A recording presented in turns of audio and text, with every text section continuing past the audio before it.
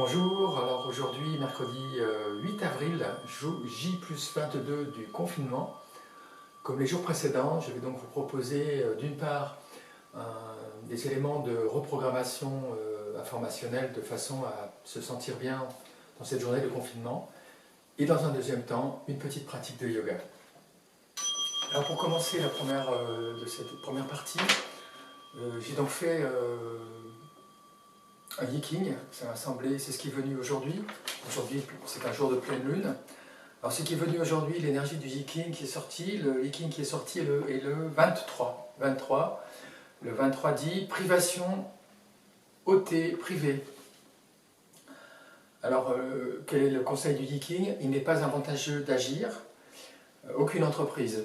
Le yiking, donc, c'est les hexagrammes chinois, donc. Le yiking, donc 23, représente en fait la Terre sur le bas, avec trois hexagrammes qui représentent le yin, trois yin, et l'hexagramme, le trigramme, donc trois yin en bas, et un trigramme supérieur avec deux yin et un yang, qui représentent la montagne. Donc c'est une montagne sur la Terre. Donc l'idée de cette montagne accrochée à la Terre, c'est qu'il y a un yang en haut, qui est cette barre continue, et puis les discontinus sont le yin vers le bas. Cette montagne, en fait, elle est sur la Terre, donc il y a un yang, mais qui est relié à un yin très puissant, qui est la Terre. Donc l'image qui est donnée aussi par ce yiking 23, et il y a une larme de yin sur un yang fort. Donc ce qui nous dit en résumé que nous sommes dans une énergie aujourd'hui où nous sommes, même si nous sommes puissants, nous sommes confrontés à notre vulnérabilité. En fait, c'est ça qui est exprimé par ce yiking 23. Et le conseil du yiking pour aujourd'hui est l'optimisme. Ça veut dire quoi? C'est-à-dire qu'en fait, en ce jour de pleine lune, il nous est demandé en fait, de porter notre regard plus loin et sur, en fait, pour résumer, sur le yiking qui va suivre, l'hexagramme suivant, le 24. Et le 24 est fou, qui veut dire renouvellement. Donc le renouvellement. Donc la bonne attitude, c'est voir ce qui s'est passé. Alors attendez, donc ça c'est l'élément, donc regardez avec optimisme l'avenir, même si aujourd'hui on est dans la privation, dans le fait d'être pris, on nous a pris quelque chose, on nous a ôté notre liberté, donc vraiment accueillir cette intention, cette énergie. Aujourd'hui nous accueillons donc au nom de tout ce que nous sommes, le conseil de l'hexagramme 23, du yiking, de rien faire, ou accueillir, donc il n'est pas avantageux d'agir, accueillir en fait notre vulnérabilité tout en conservant notre énergie yang, notre puissance. En fait, c'est aussi l'idée de soumission au ciel, puisque cette montagne elle est bien aussi soumise au ciel.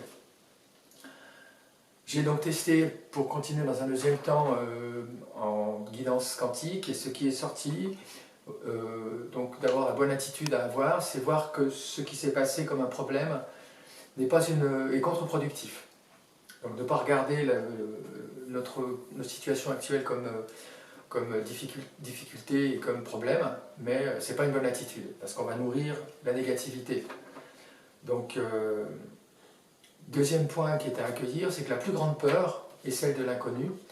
Or, l'inconnu n'est qu'une part de nous-mêmes que nous avons du mal à reconnaître. La peur de l'inconnu, c'est juste la peur de reconnaître une part de nous-mêmes que nous allons nécessairement rencontrer. Enfin, pour terminer et clore cette reprogrammation quantique, ces informations sur cette journée au niveau énergétique et ce qui sort au niveau kinesthésique, reconnaître que toutes les réalités continuent leur évolution, toutes les potentialités continuent leur évolution ici et maintenant, et que tous les potentiels probables sont aussi une source d'inspiration. Donc on va accueillir, relié à la terre et au ciel, l'idée que toutes les réalités, celles-ci et d'autres parallèles, continuent leur évolution et que nous pouvons nous tourner vers les potentiels possibles et les possibilités autres comme source d'inspiration maintenant. Donc on va accueillir de nous aligner à notre soi supérieur, soumis au ciel, à notre soi, nous accueillons. Donc soumis à l'idée de privation, on nous a ôté quelque chose, on est privé de liberté. On accueille l'optimisme et on accueille que des potentiels autres sont, d'autres probables, d'autres potentialités sont disponibles. Et quelles sont les Composition inspirations. couchée. On va mettre donc les pieds flex. On vérifie qu'on est bien dans l'axe du tapis. Les pieds flex, on les rapproche à la hauteur du bassin, dans la suite du bassin. On met les deux paumes de main, le bras tendu le long du corps. On prend une inspiration, on expire.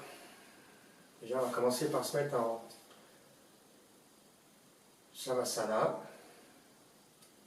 Puis dans une inspire, on va ramener les deux paumes au sol. On rentre légèrement dans le menton de façon à étirer l'axe crânio-sacré. Dans une inspiration, on va ramener le genou plié droit à la hauteur du thorax. On expire. Le pied gauche est flex, jambes tendues. Je vous invite, à partir de cette posture, à faire, vous pouvez poser le pied droit sur la cuisse et vous pouvez donc esquisser des petits cercles avec le genou droit.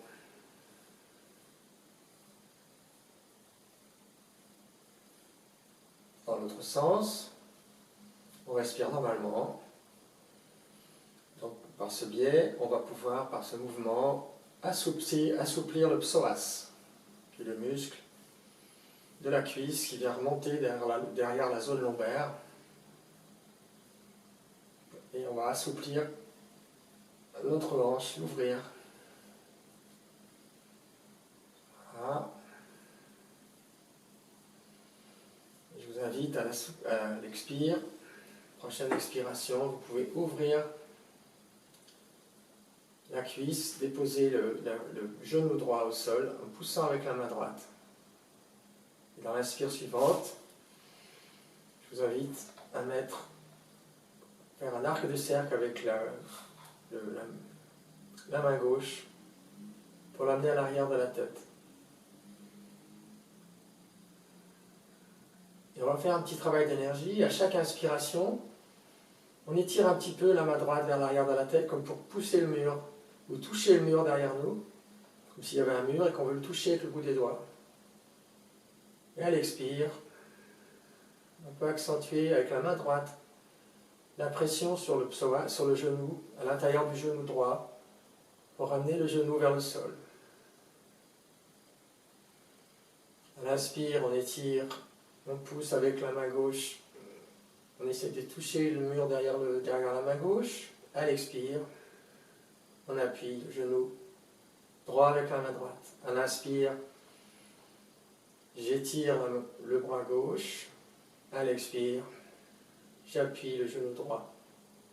À l'inspire, j'étire la main gauche. À l'expire, j'appuie sur le genou droit avec la main droite. À l'inspire, je relâche le côté droit pour étirer le bras gauche. À l'expire, j'appuie le genou droit avec la main droite. Voilà. Et à la prochaine inspiration, on va ramener la main gauche le long du bassin, le long du corps, le genou au centre. On va pouvoir maintenant, dans une inspiration, on va pousser le ciel avec le talon droit, déplier le genou. Inspiration suivante, on peut se mettre en croix. Et on peut ramener dans l'expire le pied droit au sol, côté gauche. On va prendre quelques respirations comme ça. On peut tourner les paumes, il est important que les deux paumes soient tournées vers le sol.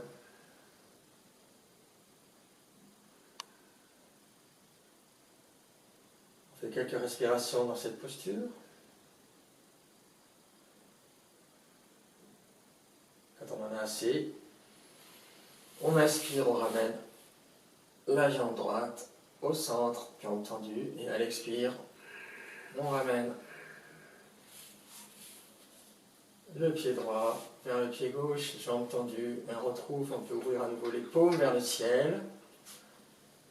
Et on entre dans la perception de cette posture du travail, dans la détente.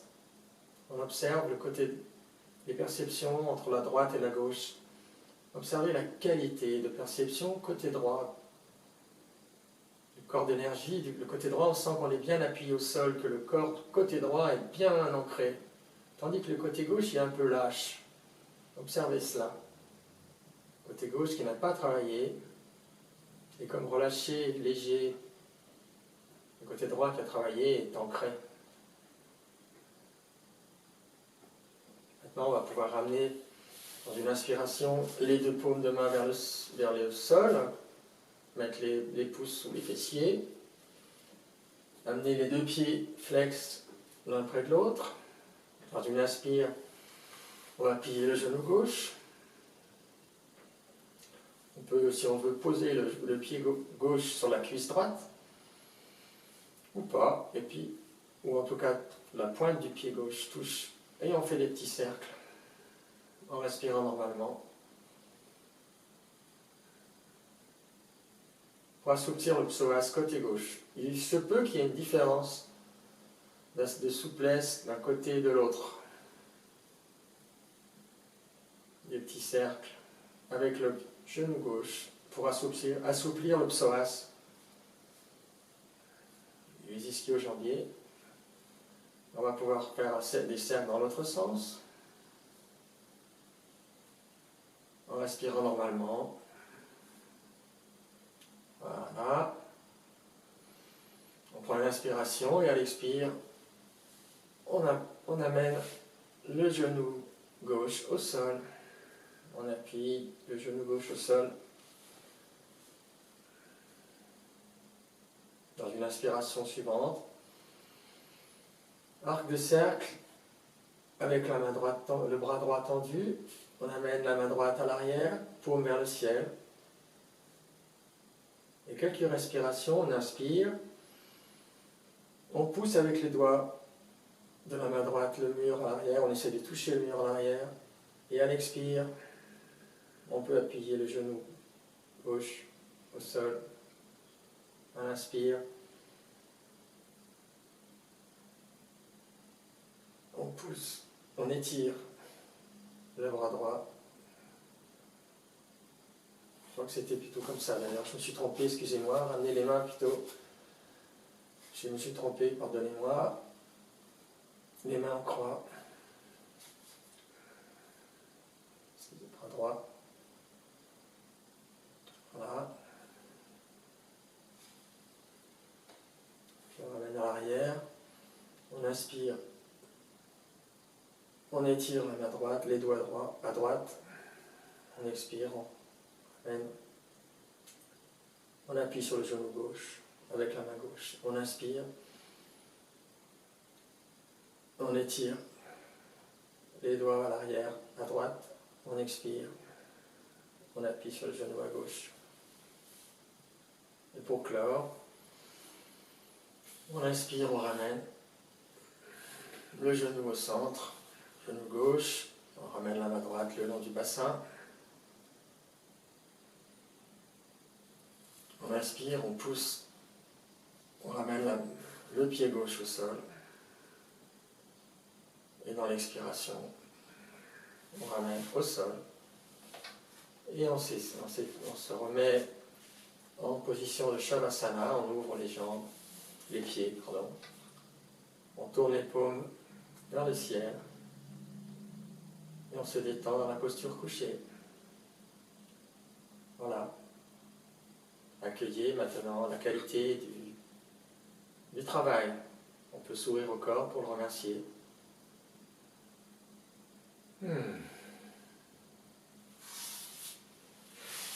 Et pour finir, on peut se tourner vers la gauche, on appuie avec l'un côté. Et j'en ai terminé pour cette journée, pour cette vidéo.